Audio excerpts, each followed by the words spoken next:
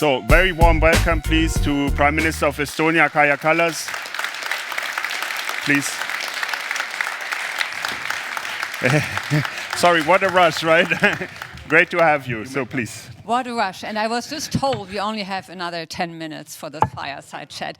And there I was telling Peter beforehand, I want to have you for at least half an hour because you are, such a role model to many of us.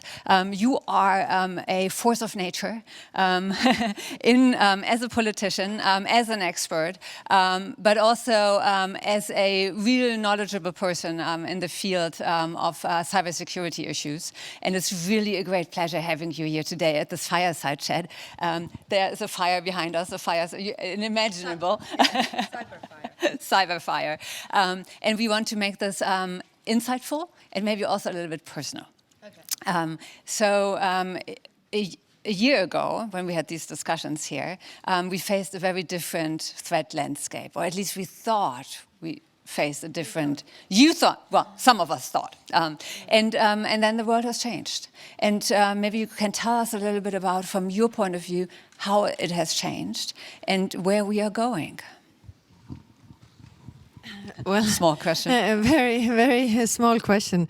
Arriving to this, it was quite complicated to get here, I must say.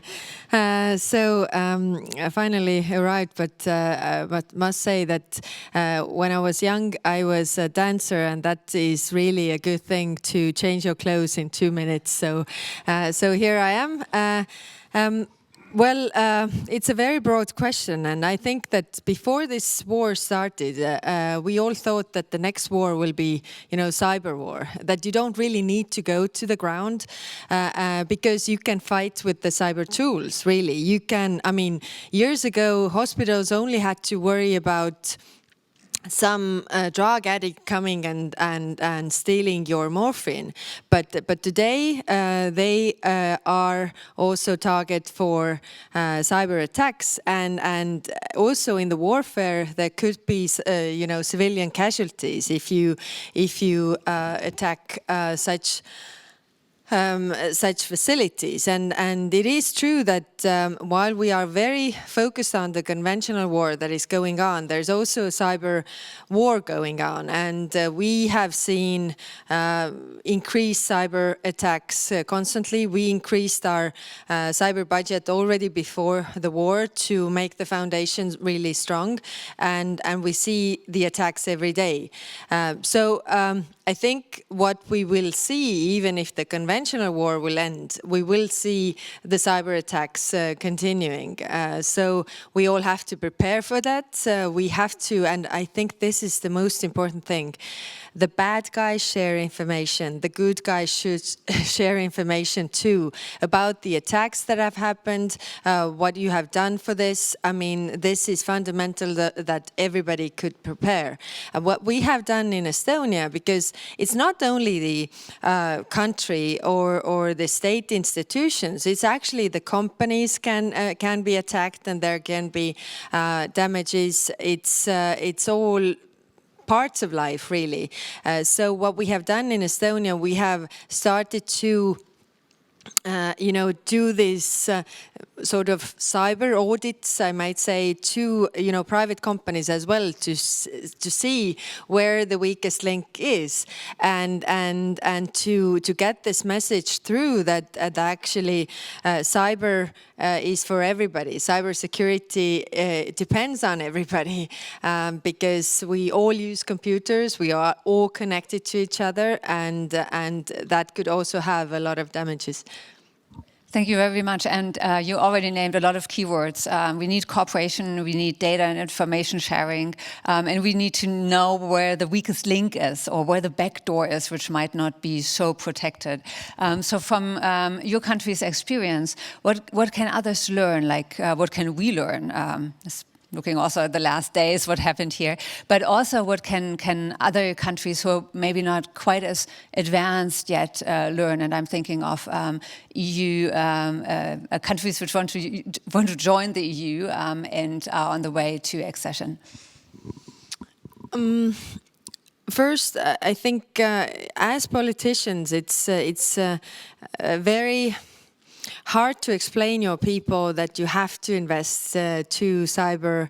I mean, the foundations of your e-governance, for example. I mean, everybody understands if these things don't work, but so that they function, you also need to invest because you know, the cybercrime and attacks, they evolve. So we should too. But it's not like for a politician. I mean, election campaign. That's why I know this so well. You can't go and cut any ribbons right now and say that we did this, but it's something that you have to do because if it doesn't function, then you know, there could be great damages. Improving media literacy and also cyber literacy, I might say, because as you say, it's the weakest link in the society, really. I just can bring you this example that when we first started and to make our systems really resilient, and of course it is a question of keywords and you know, making the computers secure. And then it turned out that, you know, the judges, they said that you know, the passwords are so complicated to get those databases. What they did, they kept the passwords on their under their keyboard. So that's not really secure. So how do you really address this? Because it is the person between the chair and the computer that is the risk. But what I really want to stress is that companies that are cyber attacked, they are shamed that they were, and these you know, attacks were successful, so they don't talk about this and they don't want to share the information. But it's important to get over this because only this way others can learn. You know, you have been attacked, so that to avoid the attacks in the future and also to improve the resilience, what we do all the time, because we see now the Russian attacks on our actually, they are not attributed officially, so maybe I can't say this so openly, but the attacks on our system, I would say, we see that they are learning. I mean, they saw that, okay, these things are not going through, so they are improving and constantly trying new ways to really undermine our systems. So especially for smaller, medium-sized enterprises, it's not always so easy, right, to implement good cybersecurity and hygiene, but it's also a reputational risk, I guess, for them. So how did you help them? We have institution that works with the cyber base, I would say, everything regarding the attacks, and it's the State Information Agency. So they started to educate companies, just took, let us in, we look where are your weakest links, and doing this, and then doing training and all of it, and also putting sharing information as the top priority for the companies as well, showing the benefit that they get out of this, so they could prepare as well. And we have discovered, you know, weak links, and those companies are preparing those. So I think that the positive side, I hope, is that we have managed to prevent some cyber attacks being successful. Of course, in some you can't avoid it all if companies don't really want it, but I guess at least in Estonia everybody understands that you know, they are vulnerable in this regard because everything is online and in computers, and you can be very severely damaged. So over the last day, and also at the Munich Security Conference, we talk a lot about the changing geopolitical environment and the world being more and more divided into two parts, democracies on one hand side, autocracies on the other, and lots of countries in between, which aren't really quite decided yet. This, I mean, it's a battle for ideas, for values. So looking at the global south, what is our responsibility when it comes to cybersecurity and the global south? We have issued such a what is the word now in English?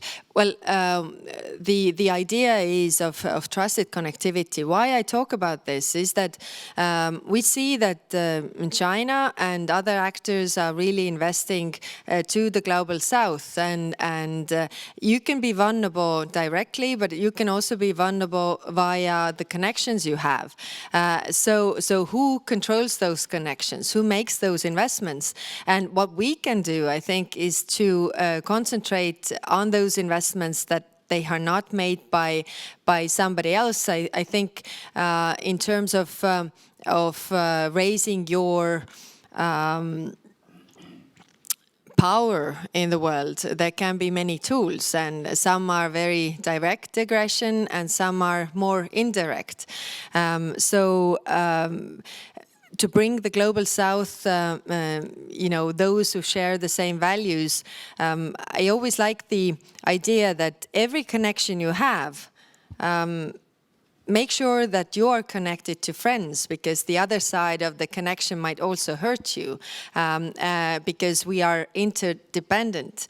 And investing in the global south, the infrastructure, and I'm not only talking about infrastructure as we know it, but also the parts, technology, everything that can be the tools for getting the power over those countries. And of course, the media literacy and information warfare that is going on regarding the narratives, really. This is maybe another topic, not directly cyber, but it's very, very closely connected. No, absolutely, and I agree. Another topic we talked a lot about is how to attract young people to the field of cybersecurity. That's why I decided that we should bring in somebody young here into the discussion. And I would love to open up for one question or two, preferably of two young people who... One question? One question. Very brief question. Okay, so a brave young person, come on up and ask a question. Define young, right? Define young. Anything younger than us? Yeah. Feeling young, also feeling young. So far, in my family at least, the line for youth goes where my parents currently are. So they are at 74. So everybody under 74 are young. So please. Okay. Yes, please.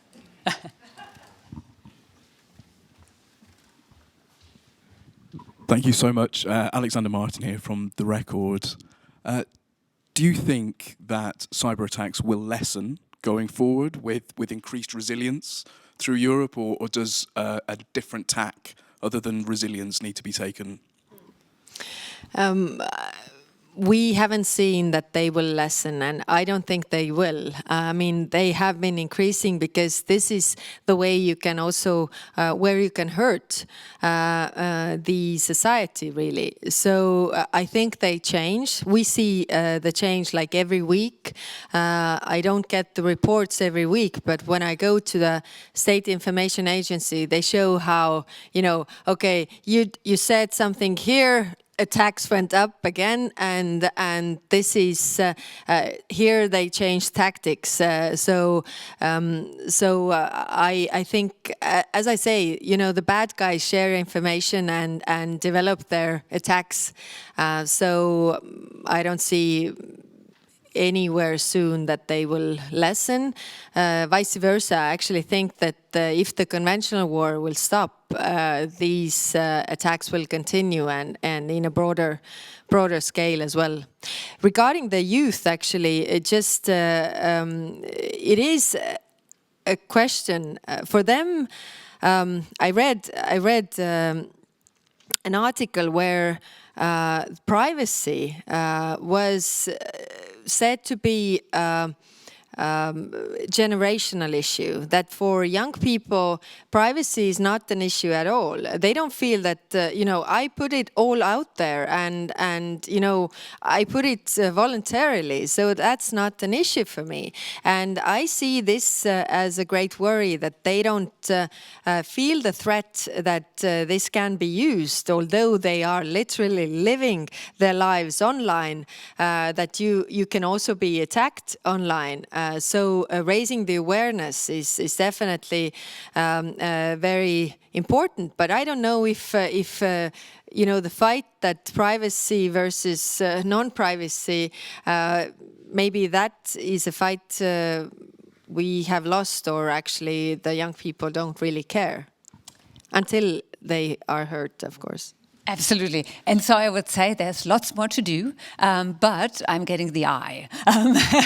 This already concludes our very brief fireside chat. As I said, you are a role model to all of us, and you fulfilled all our expectations today in this talk by giving us a really wonderful overview. Thank you so very much. And now you have to keep on dancing and to the next party. Thank you so much.